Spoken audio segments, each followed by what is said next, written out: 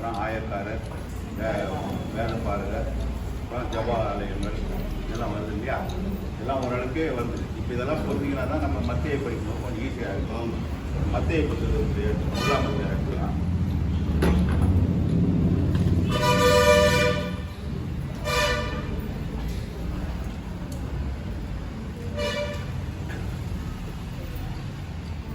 மத்தேயு புத்தகம் வந்து முழுக்க முழுக்க யூத கிறிஸ்தவர்களுக்கு எழுதுது.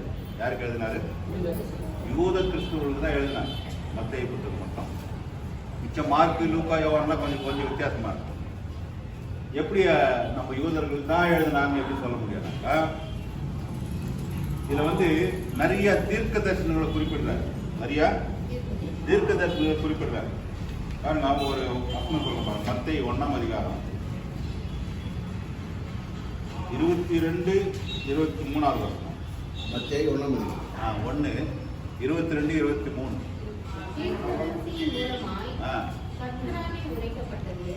நிறைவேறும்படி இதெல்லாம் நடந்தது. அவன் இதோ ஒரு கன்னிகை கர்ப்பவதியாகி ஒரு குமாரனை பெறுவாள், அவருக்கு இம்மானுவேல் என்று பெயரிடுவார்கள் என்று சொன்னான். இம்மானுவேல் என்பதற்கு தேவன் நம்மோடு இருக்கிறார் என்று அர்த்தமாம். தீர்க்கதரிசி மூலமா ஒரு எந்த தீர்க்கதரிசி அப்படின்னு என்ன அர்த்தம்? தீர்க்க தரிசனம் என்ன? இப்ப சொல்றாங்க தீர்க்க தரிசனம் என்ன? ஏற்கனவே ஒருத்தர் எழுதி வச்சுக்கிறாரு அர்த்தம். புரியல சொல்றது? ஏற்கனவே ஒருத்தர் எழுதி வச்சுக்கிறது இன்னைக்கு இது நிறைவேறணும் இருக்குது. புரியல? அப்ப எந்த தீர்க்கதரிசி எழுதினாரா பாருங்க. ஏசாயா 7:14. இந்த வார்த்தை அங்கேயும் எங்க இருக்குதா? ஏசாயால இருக்கு. ஏசாயா 7:14 பாத்தீங்கன்னா இதே வசனம் அங்க இருக்கும். இந்த மாதிரி ஒரு நான் எழுதின ஒரு 22 தீர்க்கதரிசனம் வந்து குறிப்பிடுறாரு. மத்தேயு என்ன பண்றாரு? குறிப்பிடுறாரு. படிக்க முடியுமா? ஏசாயா 7:14.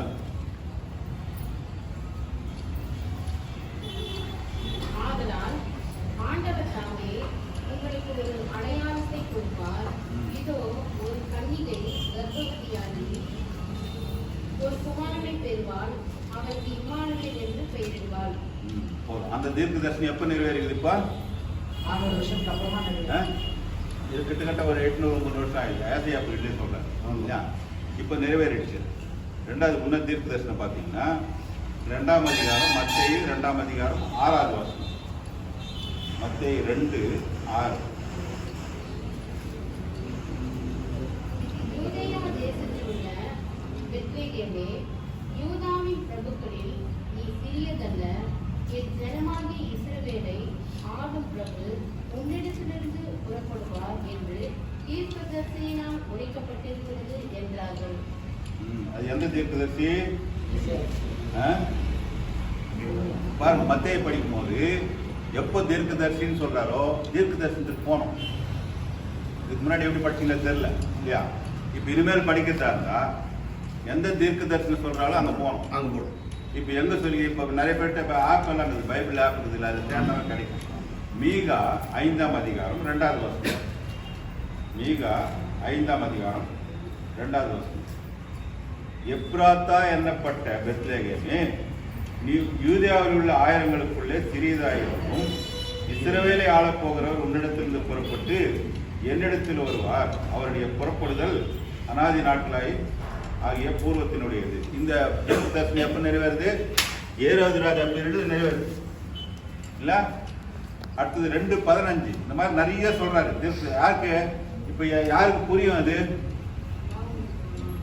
இந்த இப்ப சொல்றாருல்ல, இந்த தீர்க்க தரிசனம் நிறைவேறுச்சு அப்படின்னு சொன்னா அன்னைக்கு இது எழுதின காலத்துல யாருக்கு புரியும்? அவங்களுக்கு தீர்க்க தரிசனம் அவங்களுக்கு புரியும். அதனால அவங்களுக்கு தான் எழுதுறாரு மொத்தம் இல்லையா? இப்ப தீர்க்க தரிசனம் வந்து என்ன சொல்றாரு? 2:15. மேகாவா? மத்தேயு 2:15.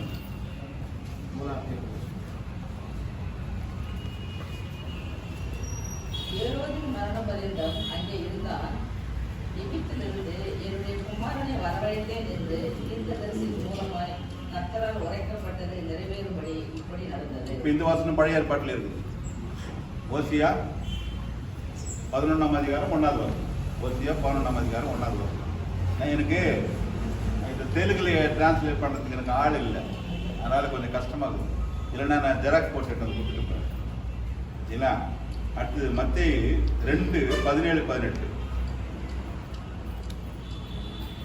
புலம்பலும் அழுகையும் மிகுந்த கொண்டாடும் 17-18. ராமாவிலே கேட்கப்பட்டது, ராகேல் தன் பிள்ளைக்காக 17-18 2:17. புலம்பலும் அதேதான் படிச்சு. அதான். அதான் படிக்கலாம். புலம்பலும் அழுகையும் மிகுந்த துக்கம் கொண்டாடுமாகிய கூக்குரல் ராமாவிலே கேட்கப்பட்டது, ராகேல் தன் பிள்ளைக்காக அழுது அவைகள் இல்லாதபடியால் ஆறுதல் அடையாதிருக்கிறார் என்று எரேமியா தீர்க்கதரிசியினால் உரைக்கப்பட்டது. ஆ. அப்பொழுது நிறைவேறிற்று. அப்போ இது எங்க பார்க்கணும்? பேரை சொல்லிட்டார். சில நாட்டில் ஏசியா தீர்க்கதரிசிட்டார் எரேமியா. எரேமியா 31:15. 31:15. ராமாவிலே புலம்பலும் கசப்பான அழுகையுமாகிய கூக்குரல் கேட்கப்பட்டது. ராகேல் தன் பிள்ளைகளுக்காக அழுது தன் பிள்ளைகள் இல்லாதபடியால் அவைகள் நிமித்தம் ஆறுதல் அடையாதிருக்கிறாள் என்று கர்த்தர் சொல்கிறார். இப்போ எல்லா தீர்க்க தரிசனம் இங்கே எப்போ நிறைவேறுதுங்க? மத்தியில் நிறைய தீர்க்க தரிசனம் நிறைவேறு. 2:23 படிங்க. எரேமியா. கர்த்தருக்கு வழியை ஆயத்தப்படுத்துங்கள், அவருக்கு பாதைகளை செவல் பண்ணுங்கள் என்று வனாந்திரத்திலே கூப்பிடுகிறவருடைய சத்தம் உண்டென்று ஏசாயா தீர்க்கதரிசியினால் சொல்லப்பட்டவன் இவன். அப்போ இது ஏசாயா தீர்க்கதரிசி எழுதப்பட்டது இல்லைங்களா? 40:3-4-5 வசனம். 40ஆம் அதிகாரம் 3-4-5. அதே மல்கியால 3:1 வரும். 40. 3-4-5 வசனம். 3 வசனம். மல்கியா மல்கியா வந்து 3:1. ஒன்று 3:4-5. எது மல்கியா 3:1. 3. சரி விடுங்க, படிக்கலாம், பரவாயில்ல. அடுத்தது மத்தேயு 4ஆம் அதிகாரம் 4வது வசனம். இயேசு கிறிஸ்து ஆவியானவரால் சோதிக்கப்படுத்த போறார் இல்லையா வனாந்தரத்துக்கு? அவர் பிரதியுத்தரமாக, மனுஷன் அப்பத்தினாலே மாத்திரமல்ல, தேவனுடைய வாயிலிருந்து புறப்படுகிற ஒவ்வொரு வார்த்தையினாலும் பிழைப்பான் என்று எழுதியிருக்கிறதே எங்க என்றார். எழுதிருக்கு? எங்க ஒரு இடத்துல எழுதிட்டு இல்லையா? ஆமா. அப்போ உபாகமத்தில் இருக்கு. உபாகமம் 8ஆம் அதிகாரம் 3வது வசனம். 8:3. இதில் படிக்காதீங்க, டைம் ஆயிடுச்சு. இன்னும் நிறைய இருக்கு சொல்ல வேண்டும். ஓகே. அடுத்தது எழுதிக்கினா போதும், நீங்கள் சொல்லும்போது எழுதிக்க படிக்கலாம். மத்தேயு 4ஆம் அதிகாரம் 6வது வசனம். அதுக்கு எங்க தீர்க்க தரிசனம்னா சங்கீதம் 91:12வது வசனம். உன் பாதம் கல்லில் இடராத படிக்கிறார் இல்லையா?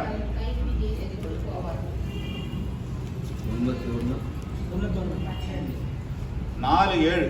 மத்தேயு 4ஆம் அதிகாரம் 7வது வசனம். அதுக்கு வந்து உபாகமம் 6:16. நீ தேவனுடைய குமாரன் தாழ புதியும் கேட்கறான் இல்லையா? 6:16. அடுத்தது மத்தேயு 4:10. அப்பொழுது இயேசு அப்பால போய் பார்த்தானே என்று அதுக்கு வந்து 1 சாமுவேல் 7ஆம் அதிகாரம் 3வது வசனம். 7:3.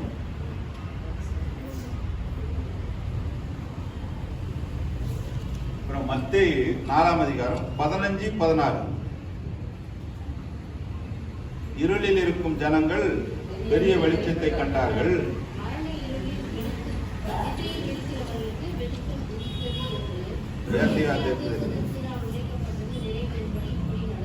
அது எங்க எழுதுறாருன்னா ஏசாயா 9ஆம் அதிகாரம் 1-2 வசனம்.